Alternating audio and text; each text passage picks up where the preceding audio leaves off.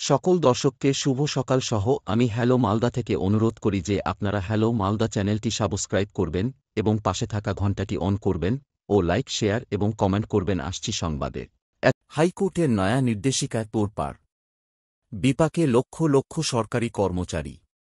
নিয়োগ দুর্নীতি নিয়ে এখনও তোলপাড় রাজ্য।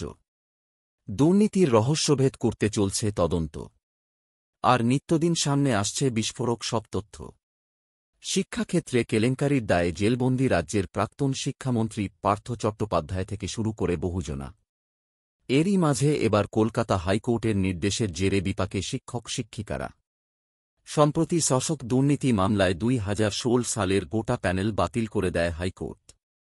যদিও পরে সুপ্রিম কোর্ট সেই নির্দেশে সাময়িক স্থগিতাদেশ দিয়েছে, তবে 26,000 চাকরিপ্রার্থীর মধ্যে থেকে অযোগ্যদের যত দ্রুত সম্ভব খুঁজে বের করার নির্দেশ দিয়েছে সর্বোচ্চ আদালত। সেই নির্দেশ ধরেই এগোচ্ছে কমিশন, রাজ্য। এরই মাঝে এবার বাংলার সব শিক্ষককে নথি দিয়ে যোগ্যতা প্রমাণের নির্দেশ দিল শিক্ষা দপ্তর। আসছি পরে সংবাদের সঙ্গে থাকুন হ্যালো মালদা বাংলা নিউজ চ্যানেলের সাথে। ভোটের পরই বুঝপথে যোগ দেবেন রচনা। সর্বনাশ হবে তৃণমূলের, নয়া দাবিতে শোরগোল রাজ্যে। হুগলি লোকসভা কেন্দ্রে দুই হেভিওয়েটের লড়াই। বিজেপির লকেট চট্টোপাধ্যায়ের বিরুদ্ধে রচনা বন্দ্যোপাধ্যায়কে দাঁড় করিয়েছে তৃণমূল কংগ্রেস। অভিনয়ের দুনিয়ায় রচনা সিনিয়র হলেও রাজনীতিতে লকেটের অভিজ্ঞতা বেশি। হুগলির বিদায়ী সাংসদ তিনি। এবার সেই লকেটই ভোটের দিন রচনাকে নিয়ে এক বিস্ফোরক দাবি করলেন, যা রীতিমতো শোরগোল ফেলে দিয়েছে রাজ্যে। সোমবার রাজ্যের 7টি আসনে নির্বাচন হচ্ছে, এর মধ্যে অন্যতম হুগলি। এদিকে ভোটের দিন সকাল থেকেই অ্যাকশন মুডে দেখা যাচ্ছে লকেটকে। সকাল থেকে নিজ লোকসভা কেন্দ্রের নানান বুথে ঘুরছেন তিনি। শুধু তাই নয়, এদিন তিনি দাবি করেন ভোটের পরেই নাকি তৃণমূল ছেড়ে বিজেপিতে যোগ দেবেন রচনা।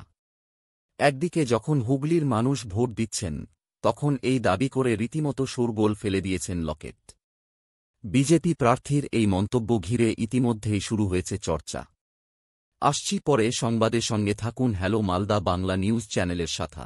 চাল তো অনেক নিলেন, রেশনে আজ থেকে আরও মিলছে এই 9টি জিনিস, খুশিতে ডগমগ গ্রাহকরা। ভারতে এমন বহু পরিবার রয়েছে যারা দেশের রেশন ব্যবস্থার উপর নির্ভরশীল। দেশের প্রান্তিক ও দুস্থ মানুষদের খাদ্য সামগ্রী পৌঁছে দেওয়ার উদ্দেশ্যে চালু করা হয়েছিল রেশন ব্যবস্থা। আজ গোটা দেশে কোটি কোটি মানুষ রেশন ব্যবস্থার অন্তর্ভুক্ত। রেশন ব্যবস্থার মাধ্যমে অত্যন্ত কম টাকায় অথবা বিনামূল্যে রেশন সামগ্রী পৌঁছে দেওয়া হয় সুবিধাভোগীদের কাছে। তবে এবার রেশন গ্রাহকদের জন্য বড় সুখবর উঠে আসছে সরকারের পক্ষ থেকে। ভারত সরকারের পক্ষ থেকে এবার 9টি সামগ্রী সম্পূর্ণ বিনামূল্যে পাবেন রেশন কার্ড হোল্ডাররা। প্রধানমন্ত্রী নরেন্দ্র মোদী জানিয়েছেন গোটা দেশে রেশন কার্ড হোল্ডারদের বিনামূল্যে দেওয়া হবে রেশন সামগ্রী। রাজস্থানের মতো রাজ্যগুলি গত কয়েক মাস ধরে রেশন কার্ড হোল্ডারদের বিনামূল্যে দিচ্ছে গম, চাল, চিনি, ডাল এবং তেলের মতো সামগ্রী। কেন্দ্রীয় সরকারের অধীনে সমস্ত রাজ্য সরকারগুলিকে বিনামূল্যে রেশন সামগ্রী সরবরাহের নির্দেশ দিয়েছেন প্রধানমন্ত্রী। এতদিন রেশন দোকান থেকে শুধুমাত্র বিনামূল্যে চাল বা গম পাওয়া যেত। আসছি পরে সংবাদের সঙ্গে থাকুন হ্যালো মালদা বাংলা নিউজ চ্যানেলের সাথে। বিকেলে ঝড় উঠবে কলকাতায়। টানা 7 দিন বৃষ্টিতে ভাসবে দক্ষিণবঙ্গ, আবহাওয়ার খবর। ভোল বদলাচ্ছে আবহাওয়ার। সকাল থেকেই রাজ্যের একাধিক জেলায় মেঘলা আকাশ। দক্ষিণবঙ্গের কোথাও কোথাও ঝড়বৃষ্টিও হয়েছে।